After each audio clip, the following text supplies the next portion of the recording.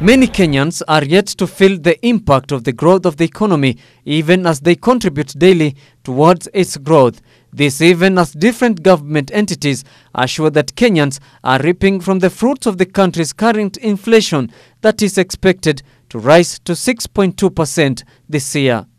And using the leading indicators for Q4 2019, we estimate GDP growth in 2019 as something like 5.7%, so 5 3/4. And also, again, project 2020 to be around 6.2. Frankly, this is a very benign baseline, 6.2. This comes when the government says the expenditure were below target. Expenditures obviously were below target, correspondingly by something like 163 billion. These are all Kenya shillings. And this was both in the recurrent and the development budget. The governor also expounded on the money spent to counties, saying the money was used for both equitable share and expenditure on behalf of the government. The national government has virtually cleared all its spending bills. Okay? And these are the current ones we are talking current. It's true there are some historical pending bills which are being looked at by a multi-agency team.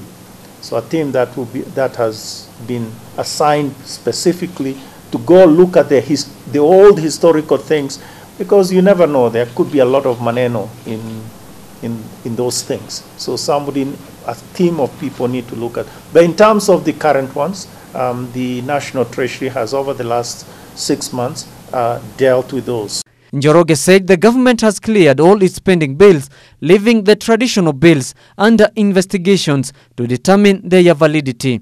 As for the counties, the Office of the Auditor General looked at what was presented to it as 88.98 billion, pending bills, of which they reported 51.3 billion were payable.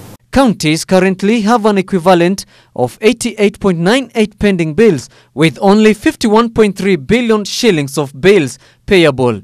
And the point is that if these actually are implemented, the issue for us is always implementation. So if we implement things correctly, then you can see a substantial improvement in these sectors will be reformed, will be transformed. The CBK governor now says the growth of the economy depends highly on the implementation of necessary policies and frameworks at the government level. Reporting for Ebru TV, I'm Kaindo Stefano.